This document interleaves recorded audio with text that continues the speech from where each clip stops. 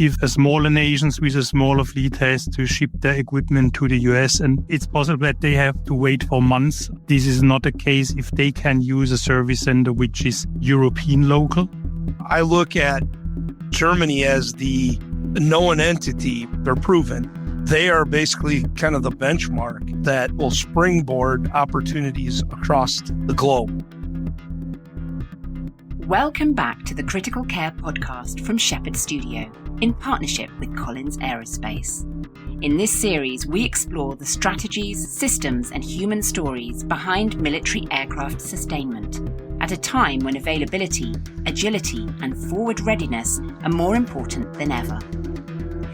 In our first chapter, we looked at the drivers shaping global sustainment priorities, from life cycle support to industry partnerships. Now, in this new 3-part season, we go inside the operations of Collins Aerospace to understand how that theory becomes practice.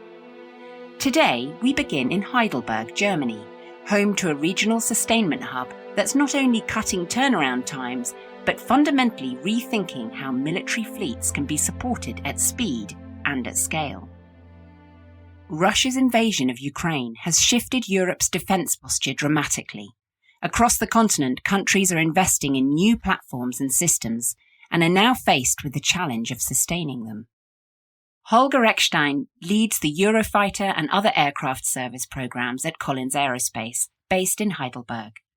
I would say the main service capability what we have out of Germany is for sure Eurofighter, what is one of the biggest fighter programs in Europe for sure. We still support Tornadoes, different helicopters, but also land vehicles from a mission system perspective. But it is just a service part, and maybe it's worth to say that Germany has also capability for manufacturing, for engineering, and so especially the computers what we support into Eurofighter or what we have supported into Tornado, that was all designed and manufactured at Heidelberg. So when starting from the beginning of the facility in Heidelberg, that started in the 60s just as a support facility for, at that time, the German starfighters, the F-104. And over the years, we grow with that engineering capability, starting the development of Tornado computers, then so we were involved in Tornado as well. And over time, there was a growth over all that helicopter platforms and at the end also for Eurofighter. And now there's also discussion about FCAS, Tempest, all that next generation aircrafts where we certainly will have our work share. And especially, as I said, for Eurofighter, there are currently lots of campaigns going on for increasing fleets in Europe and also for our export customers. For sure, other platforms like CH-47s are growing in Europe, and that is one of our key businesses over the next years. What is coming up now is not an effect out of that Ukraine crisis. The plan of these nations was to purchase F-35 CH-47s, but I could imagine that this war has expedited things for some nations. Just thinking about Germany when they purchased their last batch of Eurofighters, that was that Quadriga. I think that was already ordered before the Ukraine crisis. But as everybody knows, Chancellor Scholz, he added up to 20 additional aircrafts. And I think that was a pure result out of that, what we see in the Ukraine.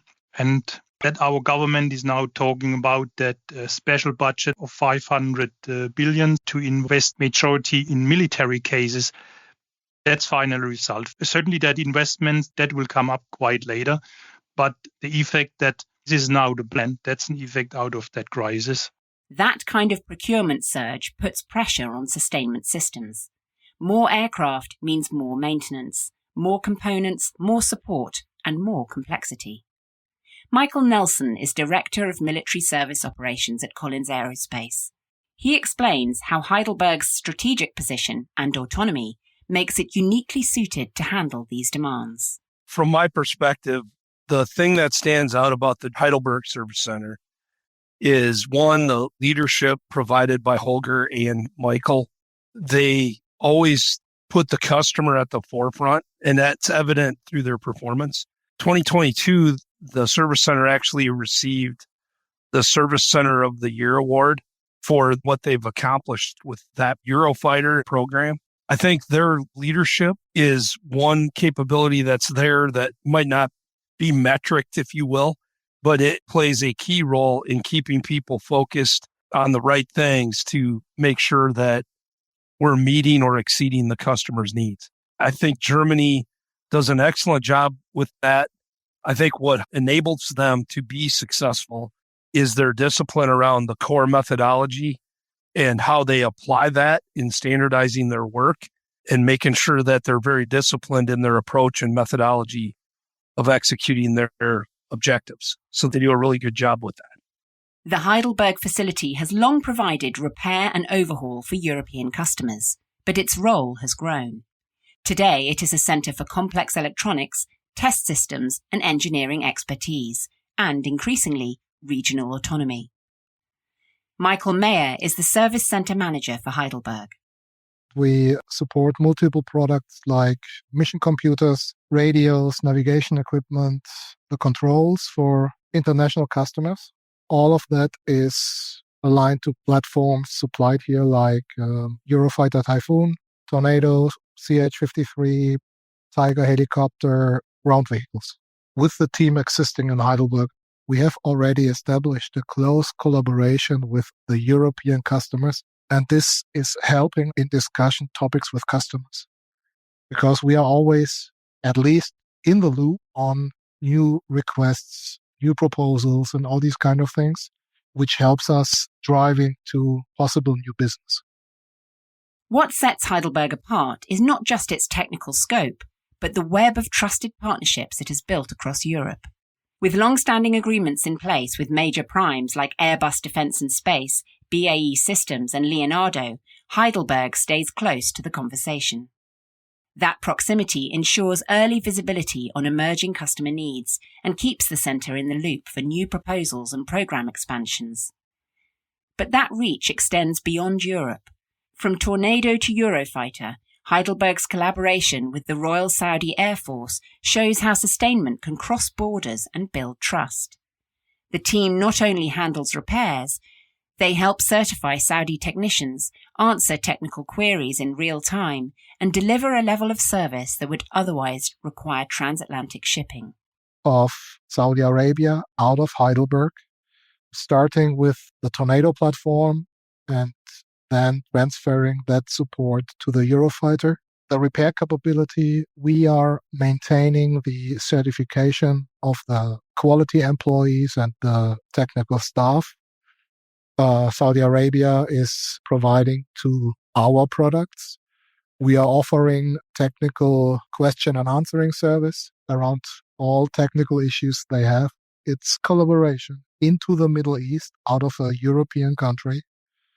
And last but not least, we opened the first international MITS repair location, not in a military facility, in the industry, where we are in the position to perform repairs on European customers on the MITS terminals. In the past, had to be sent due to the crypto situation on that unit to the US in a better turnaround time to get it back to the customer to increase availability of the products.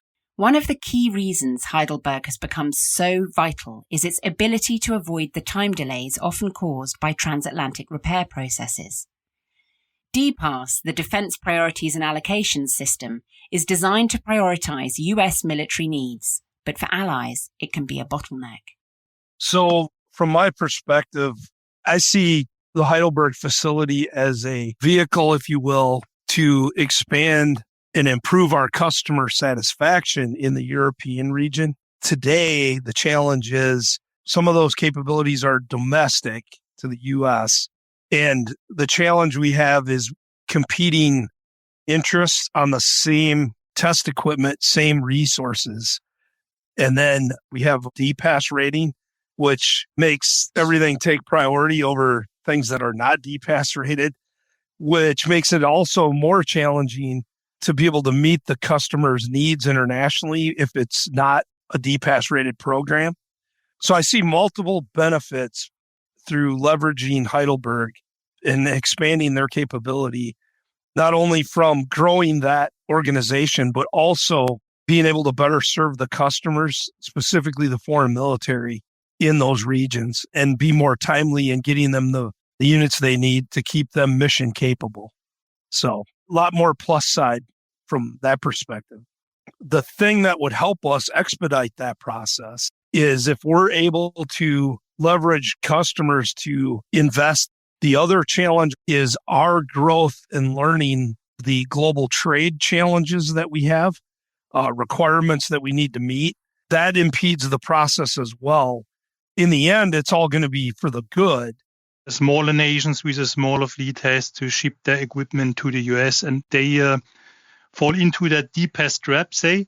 It's possible that they have to wait for months until they get their stuff back. And this is not the case if they can use European local, in that case, Germany, or even in the same country.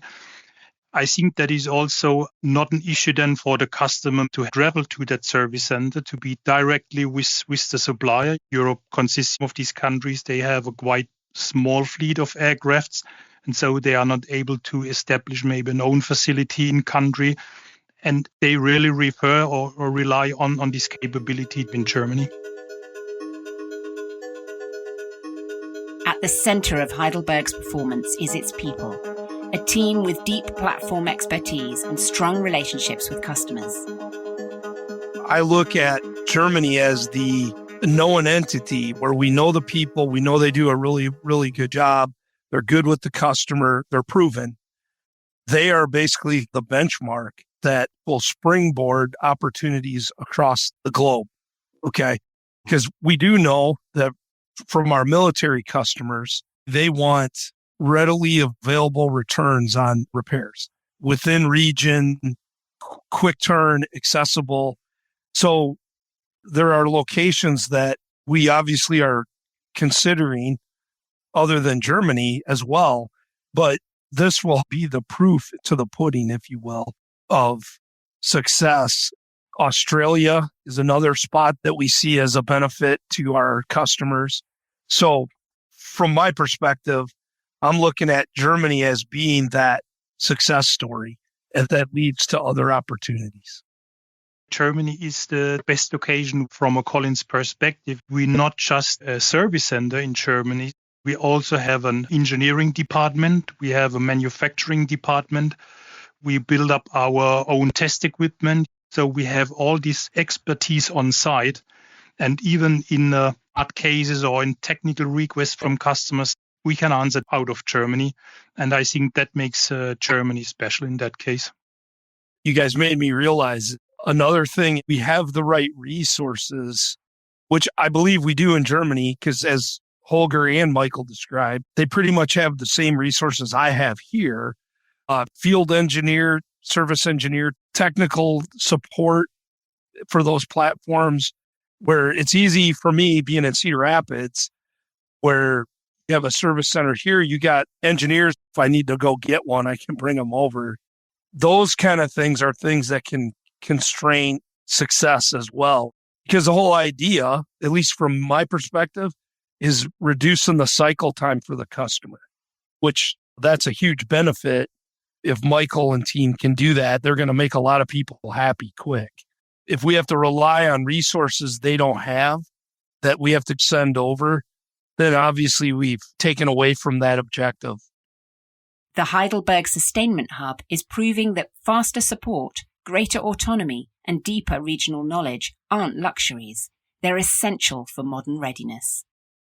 Our vision is to ultimately better serve our customers, both domestically and internationally. And I truly believe if we can collaborate effectively with these customers and prove to them that this will benefit them in the long term, but we need them to meet us and have some level of investment. And that's largely driven by the age of the equipment, the age of the test equipment, the age of the product. It makes it hard to justify solely a large investment in capital, right? But if we share that, I think it's a win on both ends, but also more importantly for the customer and then most important, the warfighter who needs these things to be successful and protect everyone. Maybe just to come back on this funding, especially in Europe, as you have several nations, I think what has weighed in every of these nations due to the Ukraine crisis is to make everybody aware, that we have different standards in Europe, different weapon systems. And I think, especially in the European Union, these countries, they are now again maybe learning how important it would be to have just a single standard and to work together on weapon systems as a European community. With that thinking, it would make these countries much more easier to invest in capability in Europe. You would not have these issues. There's a smaller country and we cannot afford this capability. If you work as a group of countries, with just one single weapon systems everybody's using, it's more cost effective for everybody. And I think you see that especially on Tornado or Eurofighter, all these platforms are funded by multiple nations. And that makes it much more easier for them to fund test equipment, everything else than going just as a single country. For sure, the US can afford this, but that's not comparable, for example, the US to Germany. If so, you have to compare US to Europe, And so that's, I think, what Europe has to learn to work as, especially in the military sector, as one unification of one country. As demand for availability continues to grow, and as aircraft continue to serve longer than ever before, the Heidelberg model offers a template for Europe and beyond. Coming up next time on the Critical Care podcast, we travel to the Netherlands, where embedded Collins engineers are supporting the Royal Netherlands Air Force side by side in the hangar and on the flight line. Thanks for listening.